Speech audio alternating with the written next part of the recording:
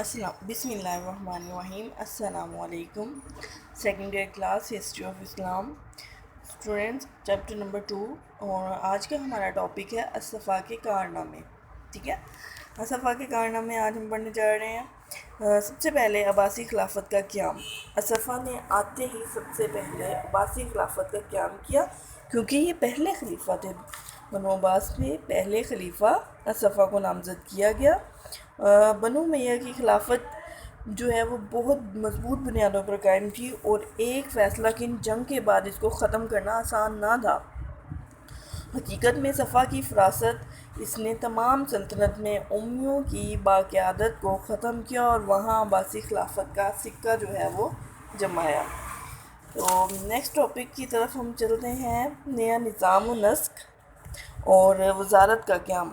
صفا نے سلطنت میں آتے ہی نظام سلطنت کو ایک مضبوطی فراہم کی، جو کہ حکومت اپنے استحکام پیدا کر سکے، یعنی کہ مضبوط کر سکے۔ انہوں نے ساسانی تصورات وزارت کو بھی قائم کیا۔ یہ عباسی خلافت کا ایک خاصہ بن گئی۔ ہر آنے والے وزیر نے عباسی سلطنت کی مضبوطی میں اہم کردار ادا کیا۔ اسی طرح ہر صوبے میں قابل لوگوں کو چن کر گورنر مقرر کیا، جنہوں نے عباسی خلافت کے استحکام میں یعنی کہ مضبوطی میں اہم کردار ادا کیا۔ بات سمجھ آئیے ٹاپک کی، یعنی کہ نیا نظم و نسق وزارت کا قیام۔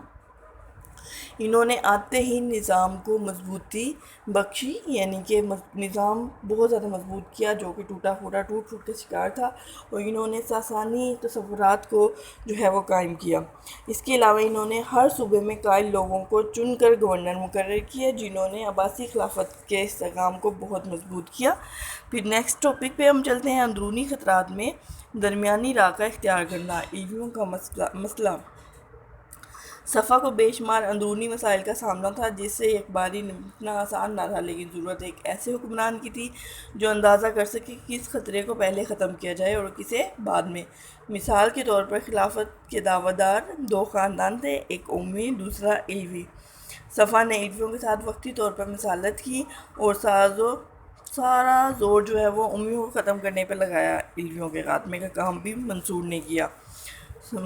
آپ کو پہلے بھی اس ٹاپک کے بارے میں نے ڈسکس کیا تھا۔ علویوں اور امیوں کے درمیان، عباسیوں کے درمیان جو بھی کشمکش چلی آ رہی تھی، جو اندر کے حالات تھے، بہت زیادہ مشکل پیدا کر دی تھی صفا کے دور میں، تو انہوں نے اس خطرے کو نپٹنے کے لیے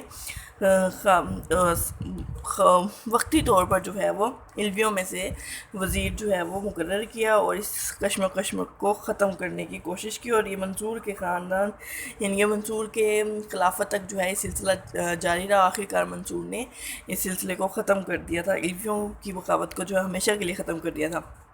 نیکسٹ ٹاپک کی طرف آتے ہیں، بیرونی خطرات کا بندوبست۔ اسی طرح بیرونی خطرات میں بھی انہوں نے فوری سدباب کیا اور مصالحت کیا اختیار کی۔ مثال کے طور پہ ترکستان کی طرف، کیونکہ ابو مسلم خراسانی موجود تھے، اس لیے ترکستان کی مہمات کو جاری رکھا گیا۔ خاقان چین کو اپنے علاقے تک محدود کر دیا گیا، البتہ اشیاء کوچک کی طرف سے شام کے لوگ موجود تھے جن پہ بھروسہ نہیں کیا جا سکتا تھا، اسی لیے ان سے کیا کی تھی، مصالحت اختیار کر لی تھی۔ ابو مسلم خراسانی جو کہ ترکستان کی مہمات یعنی کہ جنگوں پر روانہ کیا گیا تھا ان کو، اور اشیاء کوچک کی طرف جو ہیں وہ لوگ موجود تھے، ان پہ بھروسہ نہیں کیا جا سکتا تھا، اسی لیے انہوں نے ابو مسلم خراسانی کو بھیجنا مناسب سمجھا، تاکہ جتنے بھی بیرونی خطرات ہیں یعنی کہ غیر ملکوں کے حملوں سے بچنے کے لیے، جنگوں سے بچنے کے لیے انہوں نے پہلے ہی خطرات کو ختم کرنے کی پوری کوشش کی۔ پھر اس کے بعد جو ہے انہوں نے بغاوتوں کی روک تھام کی۔ مختلف علاقوں میں اٹھنے والی بغاوتوں کو صفا نے بڑی خوبی اور انتظام سے ختم کیا اور مختلف علاقوں کو عباسی خلافت کے تحت کیا۔ نیکسٹ ٹاپک کی طرف ہم آتے ہیں، اموی خلافت کے علاقوں کو فتح کرنا۔